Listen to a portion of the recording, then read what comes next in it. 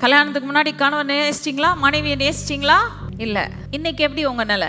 ஆனா உண்மையிலே சொல்றேன், இன்னைக்கு ஒரு கொடுமையான கணவன் இருந்தா கூட மனைவியானவள் நிச்சயமா நேசிப்பான், கணவனானவன் நிச்சயமா நேசிப்பான். Maybe he doesn't know to express his love. ஆனா கணவன் மனைவியுடைய அன்பு தேவனால் உண்டாக்கப்பட்டது. உண்மையிலே சொல்லுங்க, பயங்கரமான கணவனா இருந்தா கூட என்ன செய்யறாங்க, கடைசி வரைக்கும் விட்டு கொடுக்கறதில்ல. நிறைய பேர் என்கிட்ட கவுன்சிலிங் வரும், சொல்லுவாங்க, நாங்கள் சொல்றவங்க விட்டு தொலைச்சிட்டு வானா வரமாட்டேங்குது. ஏன்? உறவு. அதாவது நீங்க நேசிச்சு வராத ஒரு உறவுல பின்னாடி நேசம் வருதுன்னா யோசித்து பாருங்க, இவர் உங்கள் மேல் வைத்த நேசத்தை யோசித்து பாருங்க. நீங்கள் பாவிகளும் துரோகிகளாயும் அவருக்கு தூரமானவர்களாயும் உடன்படிக்கைக்கு புறம்பே இருந்தவர்களாய் இருந்த போதிலும் தம் குமாரனாகிய இயேசு கிறிஸ்துவை அனுப்பி உங்களில் என்னில் அன்பு கூர்ந்தாரானால் அவர் எவ்வளவு அன்புக்கு பாத்திரவானா இருக்கிறார். அல்லேலூயா.